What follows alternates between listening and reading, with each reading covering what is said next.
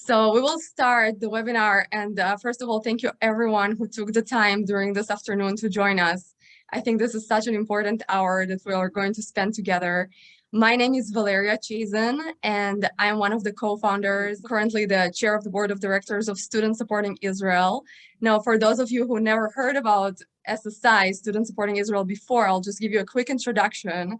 We are a pro-Israel international campus movement that supports the state of Israel. We have chapters and programming that were implemented so far on over 150 campuses in North America, mostly the United States, Canada, also in Argentina and a few other countries in Europe. Wherever there are Zionist students, we're there to help them bring Israel education to their campus community. Our mission is to be a clear and confident pro-Israel voice on college campuses and to support students in grassroots pro-Israel advocacy. And, you know, we bring a lot of different programs, Israel education, to the academic community. And some of the topics that we're discussing include sometimes aliyot, all the different immigration stories of Jewish communities from various places around the world to the state of Israel. And I'll just tell you how this webinar came to be. Basically, I was looking on social media and saw one of my social media friends posting about them being at an event for a new book. And this book was called Hidden Heroes. Here I have the book right next to me. So it's the Hidden Heroes book. And I saw the book and I said, oh my God, you know what? It's a book that looks so interesting. I absolutely need to read this. And I ordered the book on Amazon. And then after about 10 pages, I said, I must speak to the woman who wrote this book. It just sounds so fascinating. And I really want to make sure I learn the story. I want to make sure everybody learn about this story.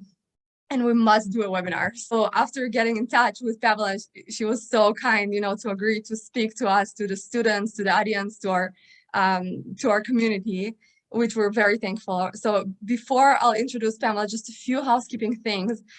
One thing that I really wanted to ask for those of you who can, if you can, please turn your camera on. It just makes it for a nicer, you know, conversational experience for the webinar.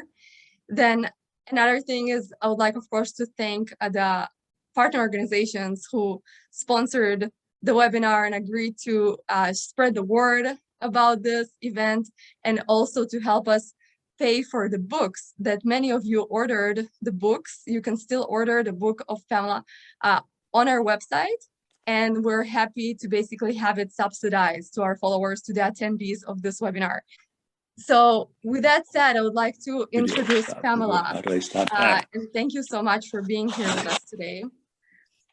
So Pamela Cohen began her activism in the Chicago Action for Soviet Jewry in the 70s and served as the national president of the Union of Consuls for Soviet Jews from 1986 to 1997. Pamela traveled throughout the USSR to visit Jewish immigration activists and Refusniks, led international delegations, and participated in human rights conferences with world leaders, testified at congressional hearings on the state of Soviet immigration policy and state-sponsored anti-Semitism during the Soviet era, and so much more.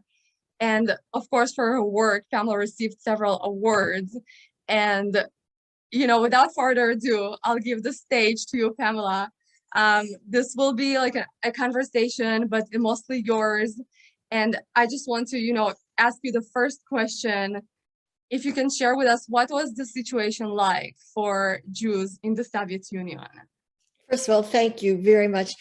And I just want to thank you very much for having me here on the Zoom, and to thank all of you, especially the students who are with SSI, because it's probably, I'm convinced, is the most important movement that we have today. So I'm very grateful to each one of you for your activism, and it gives me great hope for the future.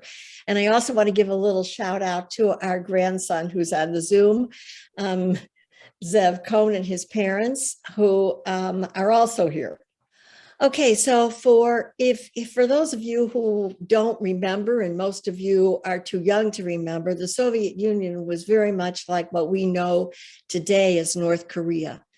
It was completely isolated, and for the Jews that were living in this enormous landmass, completely cut off from the rest of the world, the Jews had been really forcibly, I would say, assimilated as early as the beginning of the communist revolution, even earlier, but in 1917, when all Jewish books, magazines, bookstores, yeshivas, schools, anything connecting to the other passcode that we saw.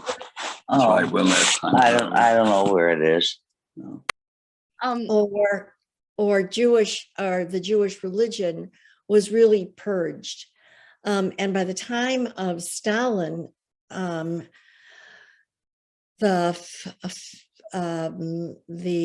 government, the Yevsektia, the Jewish KGB, had really forced Jews to almost go underground, because there was nothing available for Jews in the Soviet Union to identify as Jews. And I'm just going to I'm going to change my view here so I can see. There you go. I can see you all.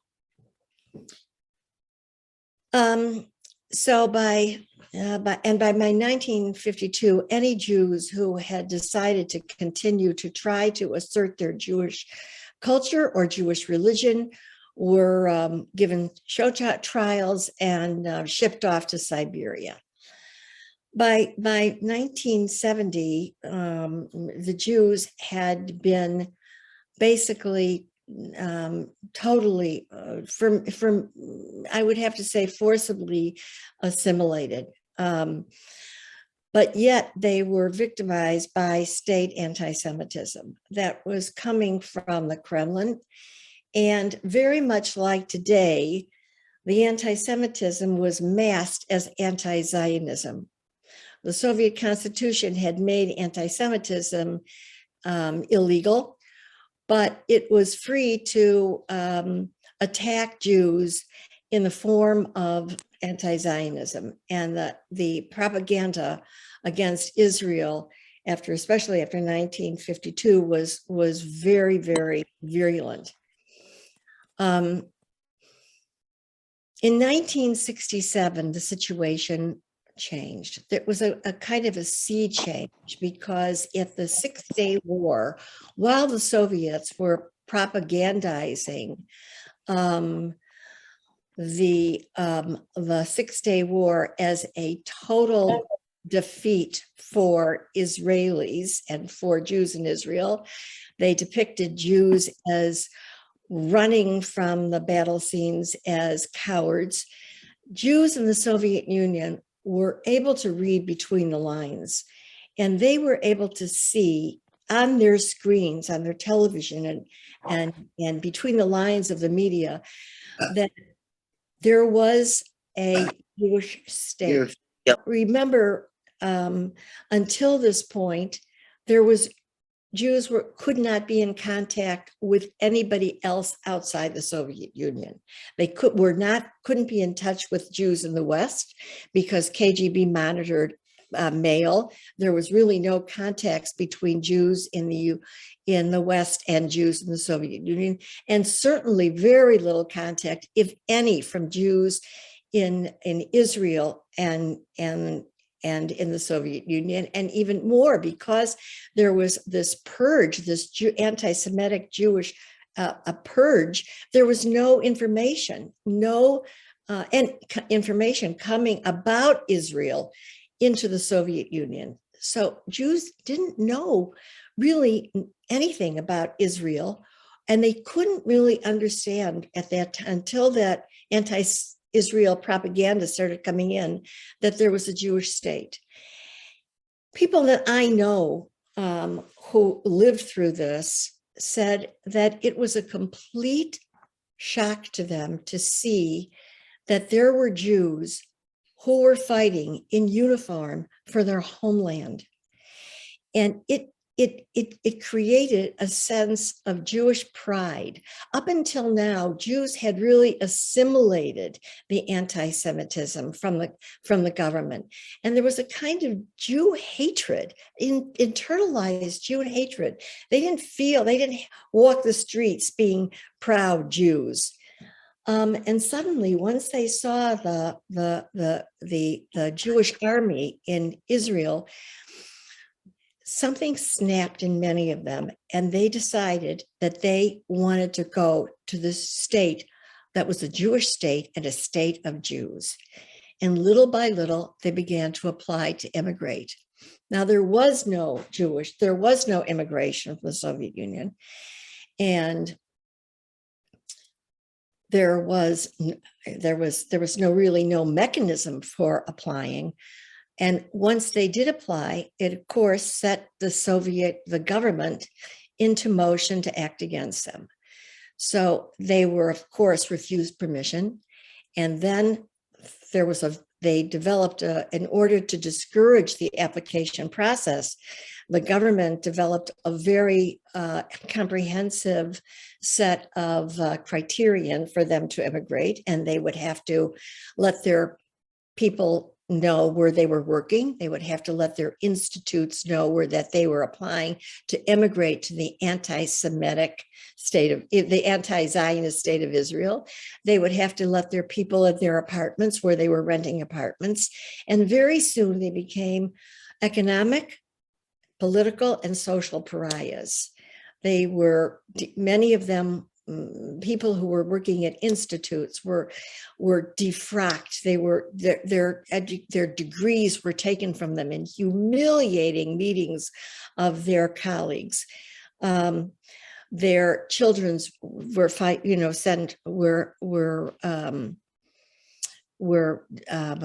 out of universities. They were thrown out of their jobs, and they couldn't get jobs. And so many of them were arrested for what they called parasitism, because in the great socialist state, you had to work.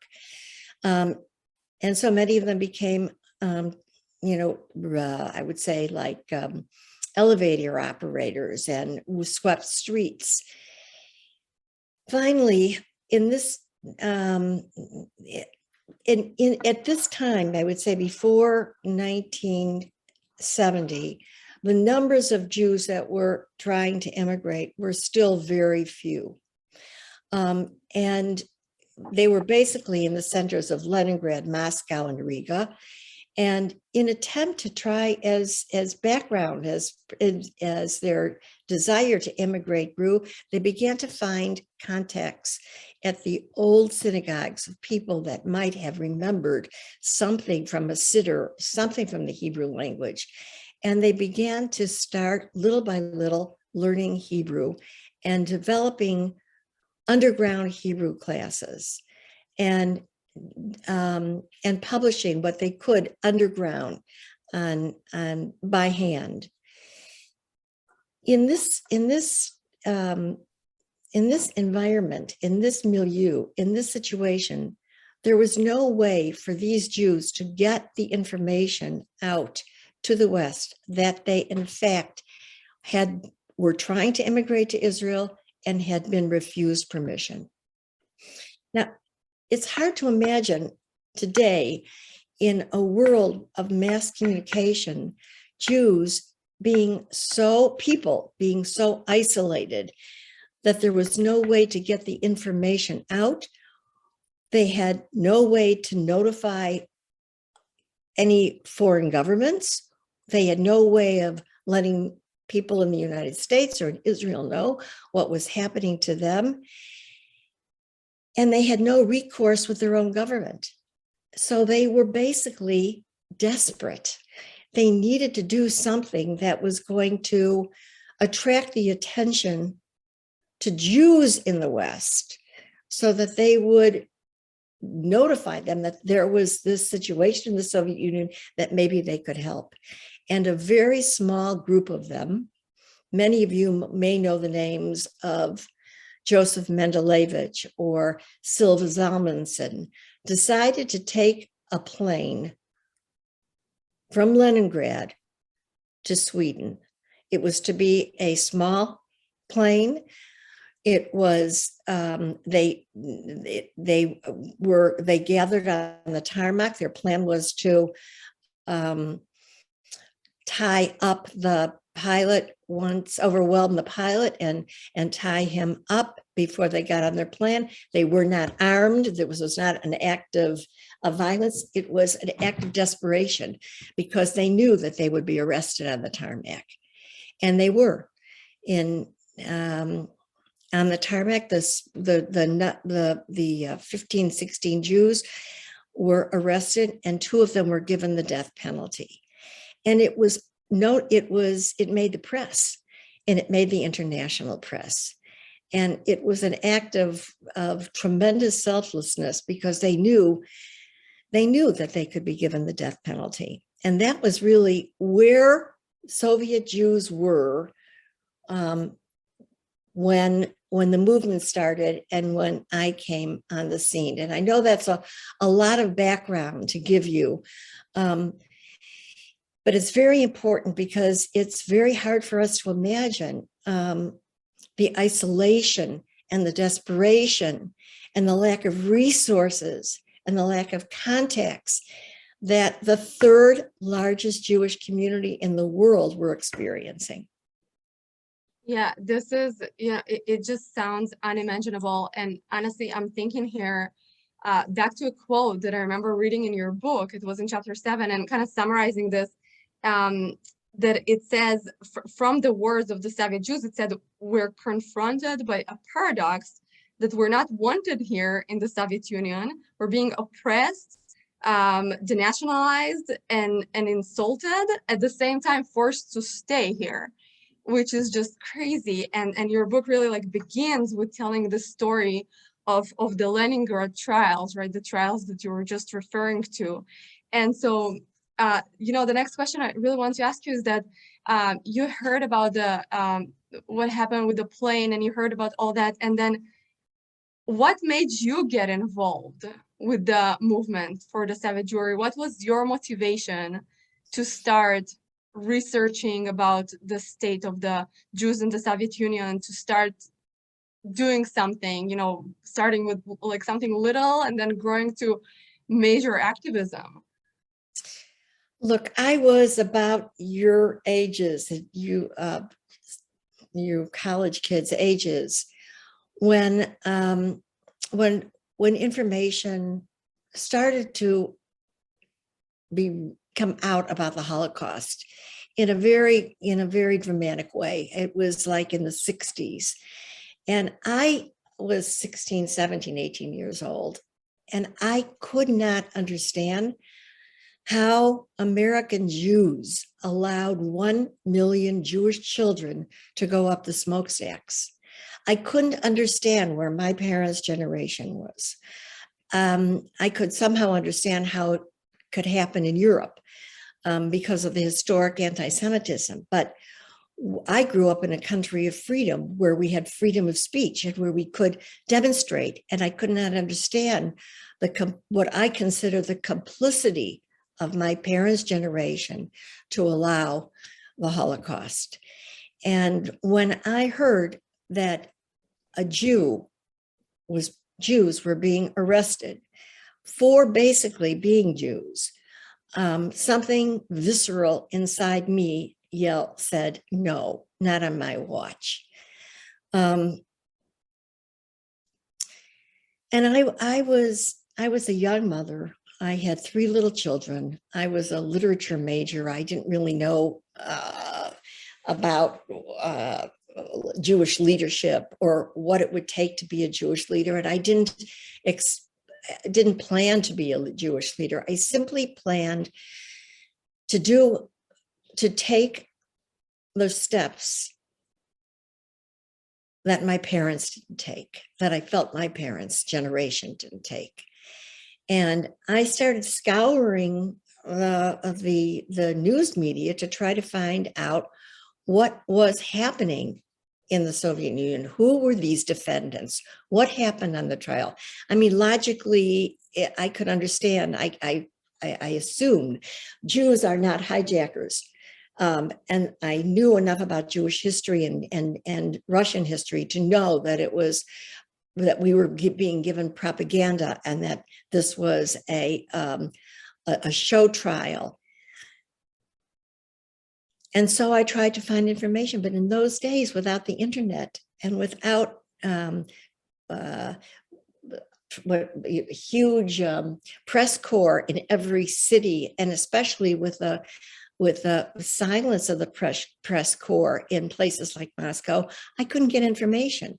I finally found one Jewish paper that had a column on Soviet Jewry every week, and in Philadelphia, my husband and I took a subscription, and I started learning that it was important to give publicity to the names of the hijackers, even to started getting little biographies of each of the names, who they were, that this was an act of desperation, and to start to write to the Soviet embassy. And little by little, I gathered other women together, other people who were writing letters about social issues, at that time, it was the time of civil rights movement. So people were writing letters on the issue of civil rights, and we were writing letters at some point on the Vietnam War. I mean, little by little, but I started moving this attention toward what was happening to Jews in the Soviet Union. And little by little, we started to develop a grassroots movement. It was very small at first. And later, after a number of I would say even maybe a couple of years, I was put in touch with an organization that I didn't even know existed, called Chicago Action for Soviet Jewry. And I started to learn about what was happening on a level of foreign policy. I started to learn what was happening in terms of US-Soviet relations, about Israel-Soviet relations, and about American-Israeli-Soviet relations on the issue of Soviet Jewry. And as I began to learn, I began to become more and more specialized, I would say. We learned at this time, I would say this was now maybe 1975, Valeria, maybe 76. People were starting to travel into the Soviet Union and to make contact with Soviet Jews. Soviet Jews after 1970. I should tell you that with the Leningrad trials, as the publicity as the information became known in the West about the Leningrad trials, Jews did take to the streets. There were demonstrations in Washington, in New York, in Rome, in London. People began to be aware of the fact that there was a situation affecting this 3 to 5 million Jews in the Soviet Union. In the Soviet Union, it also had an effect, because Jews could read between the lines, and they understood, even in spite of the anti-Semitic press, that the Jews that were arrested because they were Zionists, because they were Jews, that they were desperate, that they wanted to go to Israel. And little by little, Jews in the Soviet Union began to apply to go to Israel, by the hundreds and then by the thousands. I would say by the mid-70s, family members who information did seep out both to Israel, to family members who managed to leave. And I would say in the 70s, the immigration was that Jews started to leave, but the numbers were infinitesimal. Very, very small. Most went to Israel.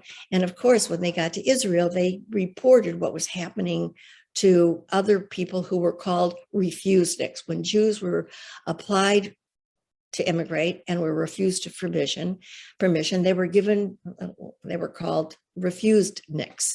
They were refused permission. And when people started immigrating, information started coming out little by little of hundreds of Jews and then thousands of Jews who were refusniks and who wanted to leave the Soviet Union and who wanted publicity.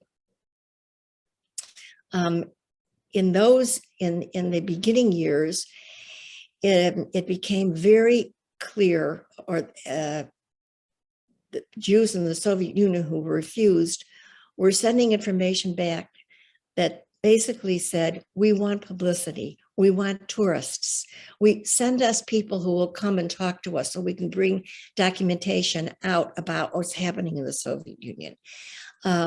So we started at Chicago Action for Soviet Union, we started sending tourists. We developed information, documentation about cases, about men, about women, about children, about students who were trying to leave and who couldn't leave. And we documented all their information when they first applied, when they were refused. And the information, of course, that we received, we documented and we sent to the State Department. In about 1978, I became chairman of Chicago Action for Soviet Jewry. And one of the refusniks that we worked for we brought him to Chicago. He immigrated, he was a separated family, which Soviets like to separate families. If someone applied for permission and a family, and they would give permission only to the wife, or only to the husband, or only to children, or only to parents. So this was a father who was separated from his wife and young son, and he came to Israel. We brought him to Chicago to speak to synagogues and to start working, drumming up publicity and press about the situation. And he said to us, I said, what else could we have done for you? And he said, why didn't you come? And my husband and I booked our first trip to the Soviet Union in '78.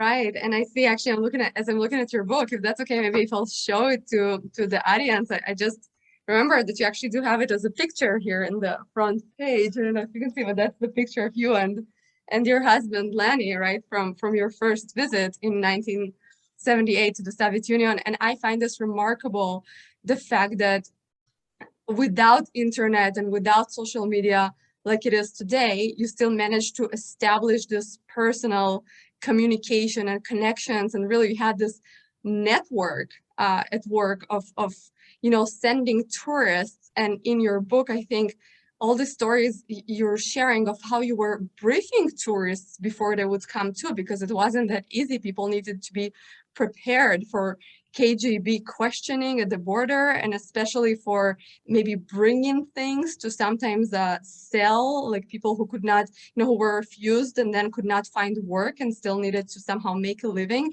And I was wondering if maybe you can share about that part, the whole visiting the Soviet Union. How was the logistics like? How was, in your book, you're describing some fascinating accounts of meeting in private apartments and trying to get there, through a messenger, and just how this whole operation worked.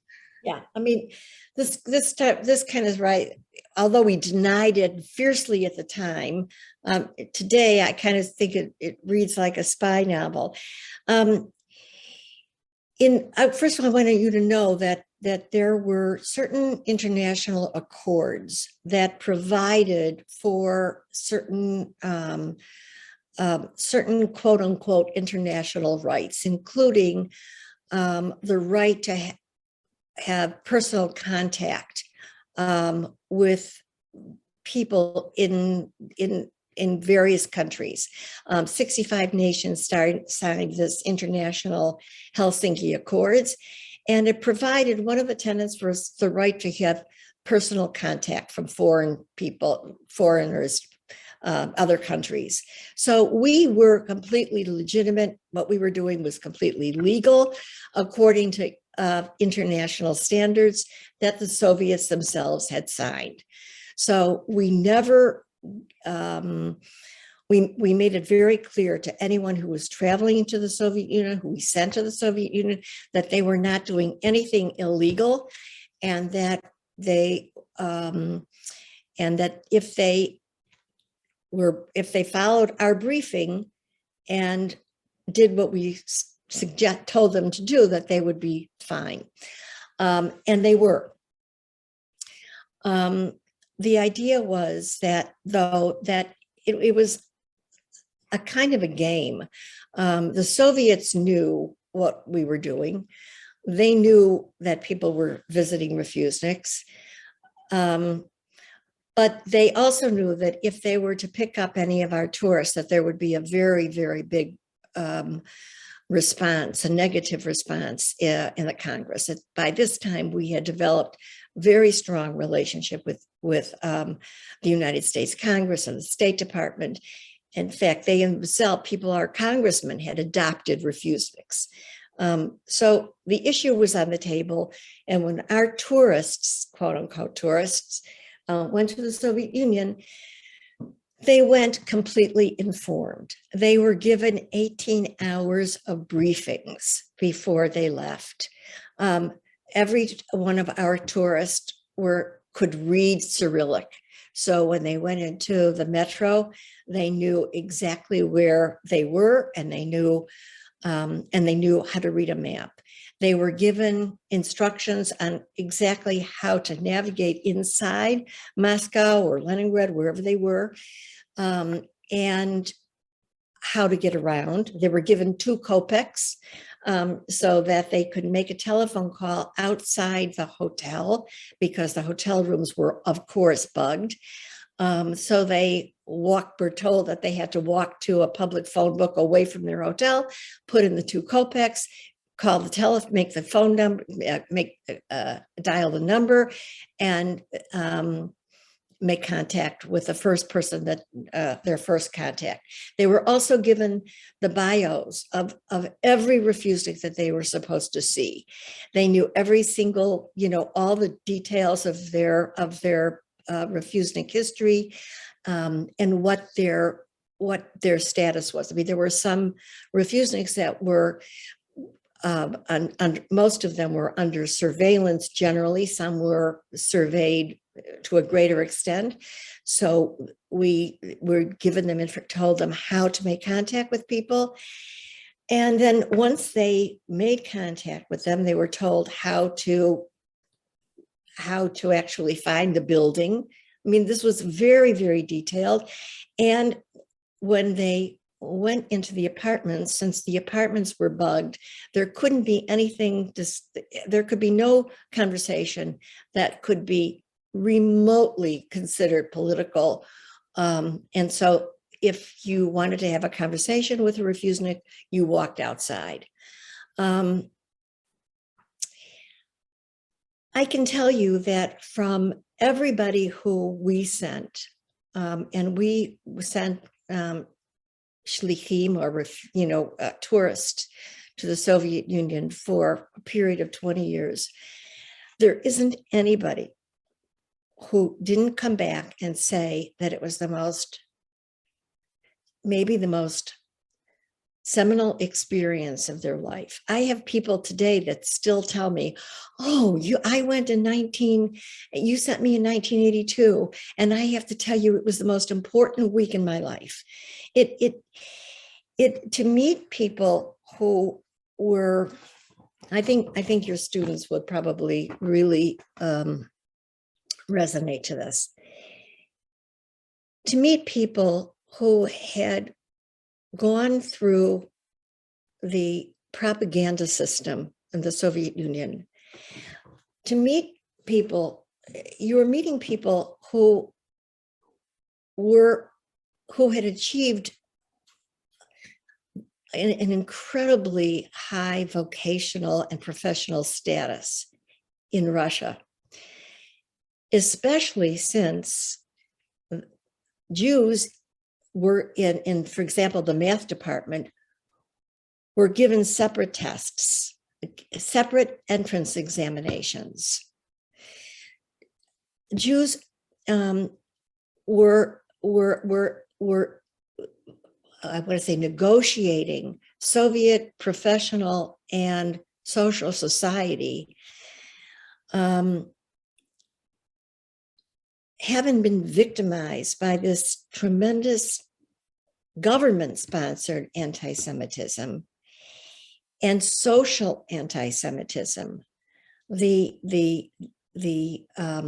a fear of being ostracized, the stigma of identification, of being identified was extremely potent in the Soviet Union. And we were meeting people, Jews of every age, who were standing tall and standing strong. There was no freedom of speech. There was no right to assemble. There was no freedom of the press. There was Jews who were refused, were not able to have meetings with their own government officials. It was very difficult to have any meetings with anybody from the Ministry of the Interior or for any of the ministries. And yet these Jews were fighting on all fronts. And to meet these people face to face was incredibly inspiring.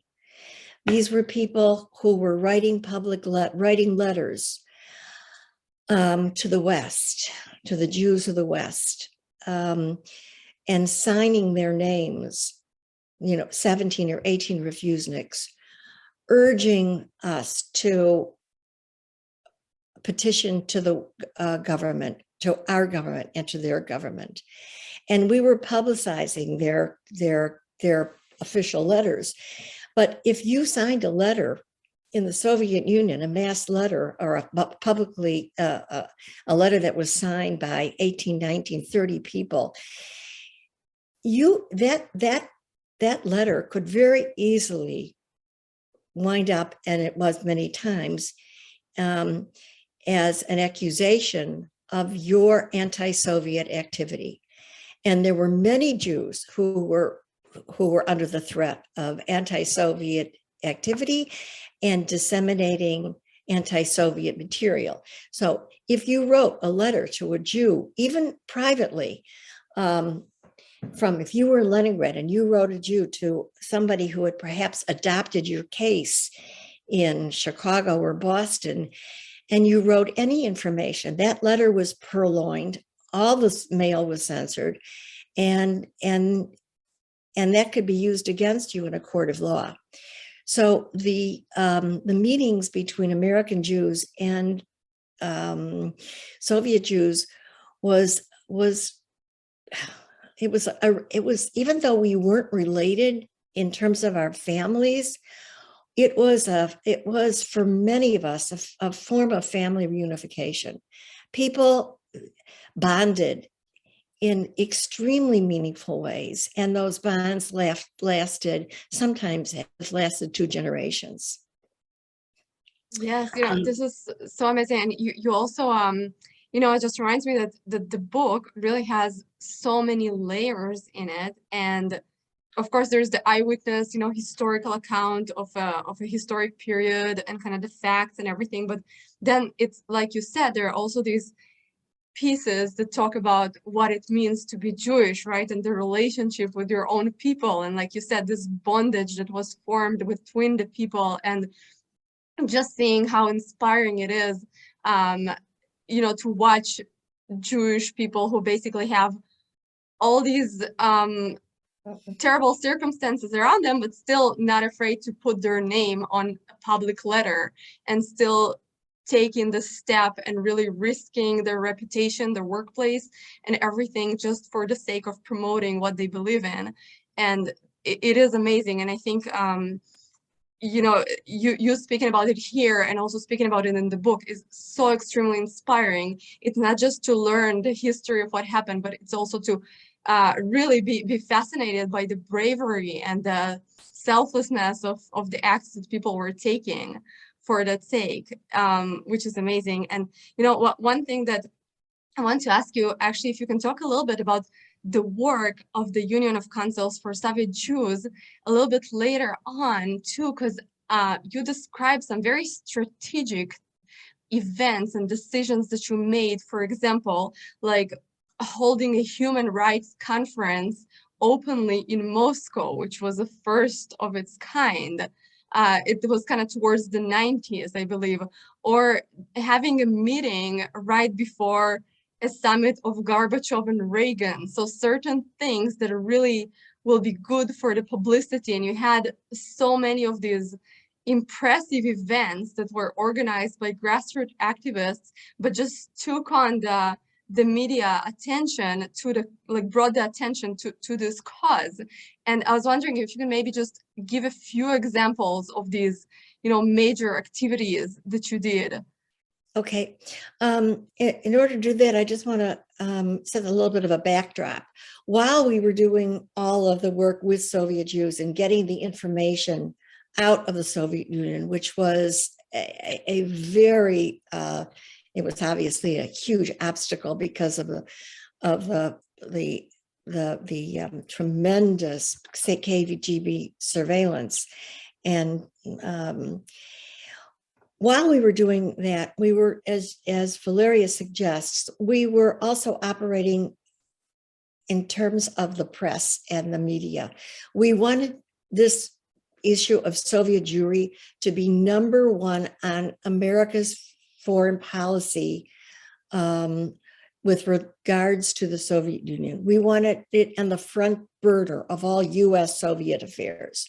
So in order to do that and to get continual credibility with the government, we needed to shore it up in the press. But by the time, I would say by the mid 80s, we had really won over the Congress. The Congress became, it was what we considered at that time the most Zionist organization in America. It was, and very, very strongly supportive of Soviet Jewry, so that even to the point that we had a congressional committee on a congressional caucus on Soviet Jews and on human rights. That was our Congress. We had won over the State Department, believe it or not. We had won over the Soviet desk of the State Department. And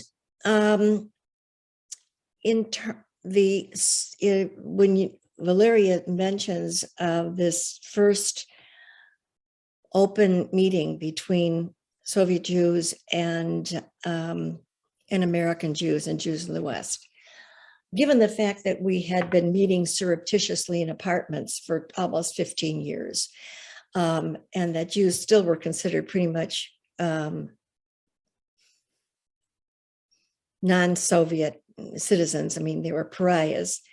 While all that was going on, there was negotiations in the that was called it was an international, I don't want to get into too much detail, but it was an international accord. I mentioned before the Helsinki Agreement, which allowed freedom of contact between people. It also allowed for other human rights guarantees by the Soviets and by the signatories. And the Soviets were using this Helsinki Accords, and they wanted acknowledgement, they wanted legitimacy. And one of the things that they were pushing for was an international meeting on human rights in Moscow. They wanted it in 1990. For us, of course, it was a contradiction of terms. Soviet Human Rights Conference, it was absurd. And we fought it. And we were fighting it with our government. At the time, it was Thatcher and Reagan. We were fighting it with the CSCE Commission. And And then we decided that we could perhaps use it to our advantage. If they wanted a human rights meeting in Moscow, in which we knew in advance, because Soviet Jews, the Refusniks, and the human rights activists told us that if there was a meeting as such, all the activists, all the human rights activists in Russia would be held under house arrest. They would have prevented any contact between Soviet Jews and the journalists or the delegates from any of the 65 countries that would be at that meeting in 1990. And we knew that to be true, and the Soviet Jews knew that to be true. And so we thought that we could set up a test case that might be in our favor. And we went to, at that time, I think it was Sandy Vershbar, who was head of the Soviet desk, and we suggested that we hold a human rights, a meeting, an annual meeting of the Union of Councils for Soviet Jews in Moscow. I mean, we were going to hold an international meeting of Union of Councils and Refusniks in Moscow. And we got the State Department's backing. They said they would do everything they could, and the embassy our embassy in Moscow. And we invited representatives from Israel came. We had 83 delegates who flew in to Moscow and were met on buses, official buses. It's hard for you to imagine if, our tourists were basically in subterfuge, passing as regular tourists in tourist tours visiting Refusniks, and now come 83 Jews into the Soviet Union on one or two planes and taken to a central meeting post. And we held the meeting for 10 days. It was, Jews came from Vladivostok to the Baltics. I mean, across the entire width of the Soviet Union to meet with us. And it was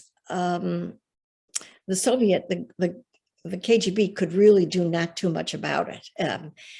Although they made it difficult for us before we went. As an aside, Valeria, my national director was called by the Soviet embassy the morning we were supposed to leave, and he was called into the embassy, and the embassy told him nobody was going, and if those people our Americans got off the plane in Moscow, they were going to all be sent back on the next flight. But my director managed to stand him down, and we all went, and it was a tremendous, it was like a love-in, if you can imagine. But it was a tremendous amount of briefing. We heard from Refusniks on every category, whether they were denied on secrecy refusals, on the fact that families wouldn't sign off on permission to leave. We met with the children of Refusniks. We met with separated families from all the different countries. And at the end, of course, it was a step further to legitimizing the Soviet Jewry Movement and Soviet Jews as a people.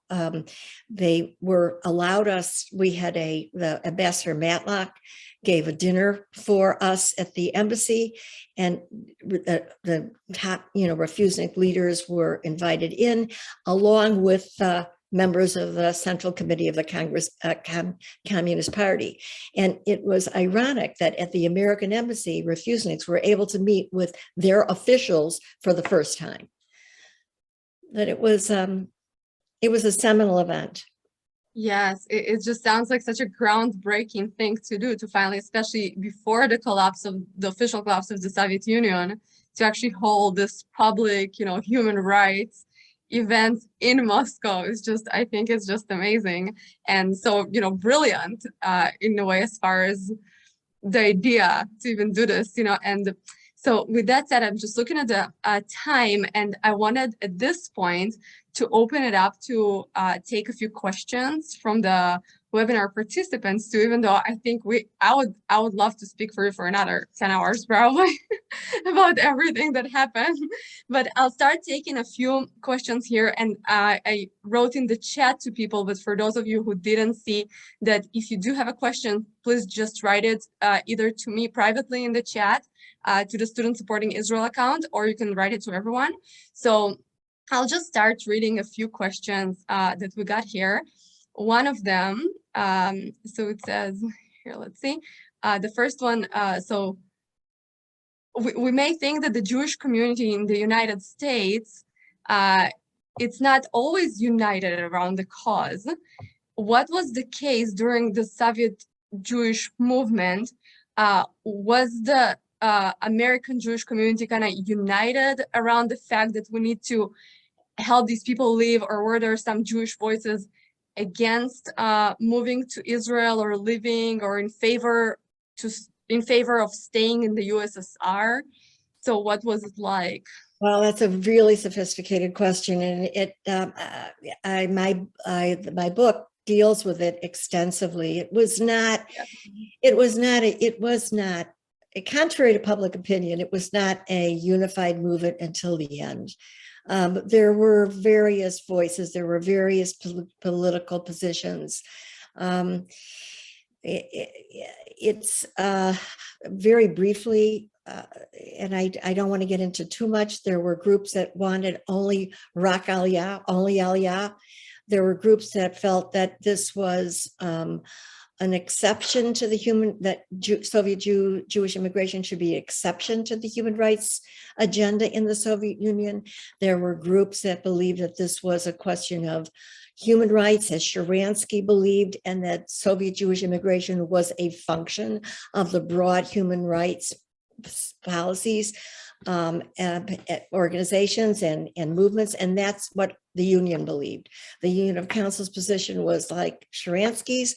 We believe that that the Jewish immigration movement was a movement that was a part of the broad human rights movement, and that there had to be freedom of choice, that we weren't going to make a selection and only work with people who were moving to Israel. We supported Aliyah, of course, and we were all Zionists, but our position, whoever asked this question, I don't really know your name, but it's a very good question, and I appreciate it. I think you'll find more details in the book, and I think at the end, it's a question whether the union won or lost, because at the end, the United States was closed to immigration, and a lot of Jews came to Israel, who had a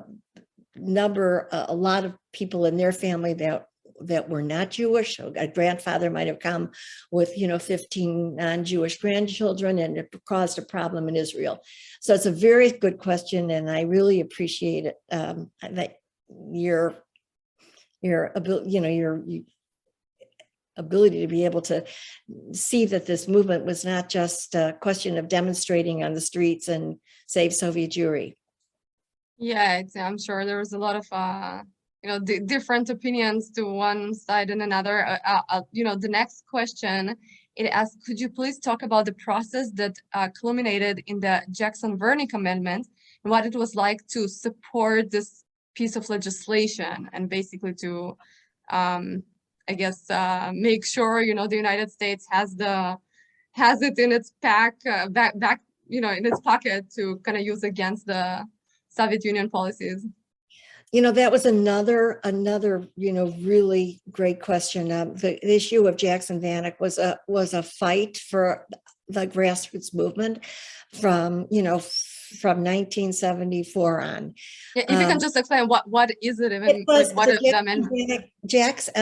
Senator Henry Jackson from Washington, and Charles Vanik from Ohio, with a lot of backing from the Union and other Jewish organizations, in 1974 established a codicil to the Trade Act of 1974, which basically tied Jewish immigration to Soviet most favored nation status. That is, we tie Jewish immigration to Soviet trade, US Soviet trade. And it was a tremendously important lever. I mean, we had the Helsinki Agreement and we had Jackson-Vanik Agreement. And those were the two major rudders that helped steer this movement to success.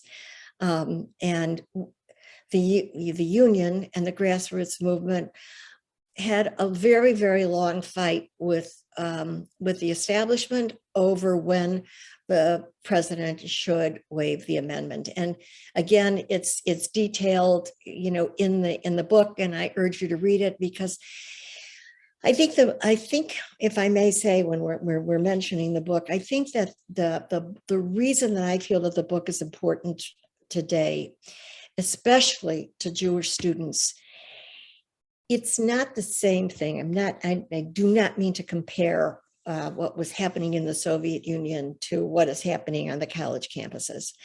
But as we're speaking about these major issues like Jackson-Vanik and the Helsinki Agreement, the things that the union had behind us to fight this battle, you're fighting a battle, many of you today, on campuses in which you can be the only voices or lone voices.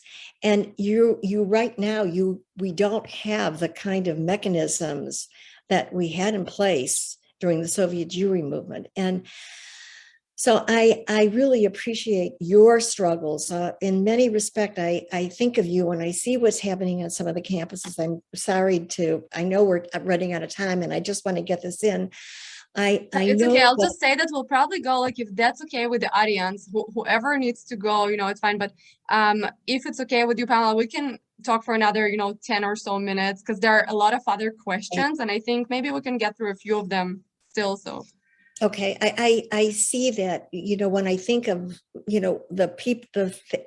when I think of like someone like Chaim Burstein, who I ran into at my book launch, who was 18 years old, who I was calling every week from Leningrad when he was fighting anti-Semitism and fighting for his right to leave, and was arrested 18 times and is now, now living in Israel. I can't help but think about, the strength that it took for him to fight this battle in a place like Leningrad with constant surveillance, and willing to take on the government and willing to take on the KGB. And what we have to go through on college campuses, which is more a question of political correctness and being accepted. But I don't mean to demean it. I just think that what each one of you is doing is the most important fight that we have today. And that it is a question of moral courage. And kol hagavot to all of you. And I hope that this book will give you some strength and some encouragement and some models and some heroes that will help you in your battles. I have to say, I personally, speaking on behalf of all the Student Supporting Israel members, I so appreciate your words here now, because I think we are a grassroots movement, and then the movement you were part of was a grassroots movement. And I think it just, today, to the people who maybe are hesitant to act or speak up, or the ones who can't find the internal motivation to do something, just looking back at what happened not that long before us with another grassroots movement, also on behalf of the Jewish people, is just so inspiring. And, if you could do it in the 70s and in the 80s without this type of media and communication that we have right now, then to me, it's like, well, definitely we can do this, So I think this is so inspiring what you just said. I'm telling you, we're counting on you. You are the inheritors of this. And one of the things that I saw in the Soviet Union, when I saw like this person, Chaim Bernstein, there were a lot of parents in Russia, a lot of Jews, and unfortunately, at the time that we were fighting, there were many Jews in Russia and in Leningrad who just wanted to keep their head down, who basically tell their kids, just don't identify, be quiet. You don't have to make waves. Just get the best grade you can in those, get your degree, and don't identify with these Refusniks. Don't identify with Israel. Just be safe and protect your own self. And we saw that, and that's why we were with. There was the Refusnik movement was completely isolated from the general population. They were from the general Jewish population, and I think that there's probably some of that today going on in the campuses, where kids will say, well, there's really no anti-Semitism here. The parents will say there's no anti-Semitism here, and yet you're reading about it, and you're hearing about it, and for those of you who are standing tall and standing proud, it's more than I can tell you about the respect that I have for you and how it will, I believe, determine the future of Jews in America. And I don't believe that to be an understatement.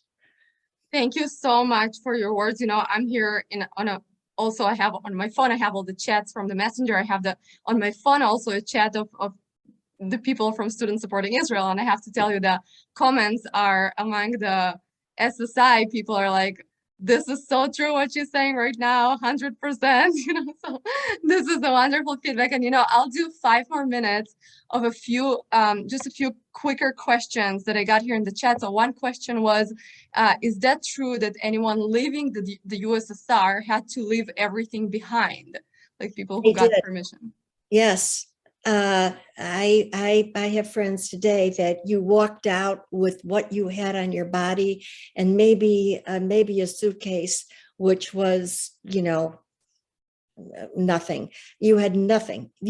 People, when they were applying to leave, these were people who were going to give up everything that they had, their past, their roots, their families. One of my friends immigrated when she was considered a Zionist. She immigrated when she was 19 years old. She could never go back to see her parents again. Her parents died in refusal, and they wouldn't let her go back to the funerals. That you gave everything up.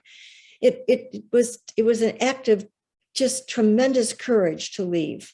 In fact, it's what made so many of us want to be in Israel. When I saw what people were going through in order to be Israeli, to live in Israel, to be an Israeli citizen, and we in America can keep our bank accounts. We can fly back and forth.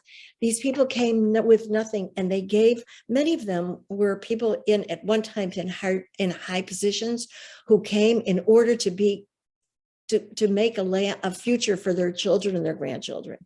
So yes, that was another great question. You guys are amazing. Another quick question that I really like is that someone said here in the reviews of the book, it said that you, Pamela, were the general of the Students and the Housewives as a movement.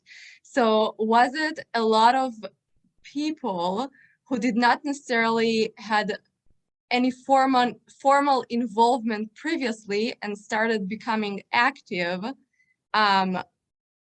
What was I guess what the question is trying to say, like, what was the mass, joining of just people who cared about it? How did it influence the movement? Having people who are not necessarily, like, I guess, Jewish professionals, or coming from the establishment. So people, like you said, you were a young mother and you got involved, and it looks like that happened on a mass scale. It was a mass scale. It was a mass scale. Everybody, I mean, the movement, and you'll read it from the book, and the difference between the positions of the establishment and the position of the union and the peace. It was the students and what Sharansky's Yes, Sharansky delegator called the Students and Housewives. And it was people, I mean, we were not exclusively women. There were men among us, but many of us were women of different ages. We were different religious orientations. We were at different ages, different parts of the country. Some of us were in London, some of us were in France. But we were like a strike. I like to say that that the Union and Student Struggle for Soviet Jewry was like a strike force. We weren't building, when I was the president, and that we weren't building an organization. We were building a strike force, and it was successful. To answer your question, it was successful in not only bringing about the downfall or the opening the gates to the Soviet Union, it was very effective in pushing the establishment to do what it didn't want to do. It was very successful in unifying Jews, and as I've said many times, and to the person that answered about the unity of the movement. And was it all together? Were we all unified earlier on in your questions?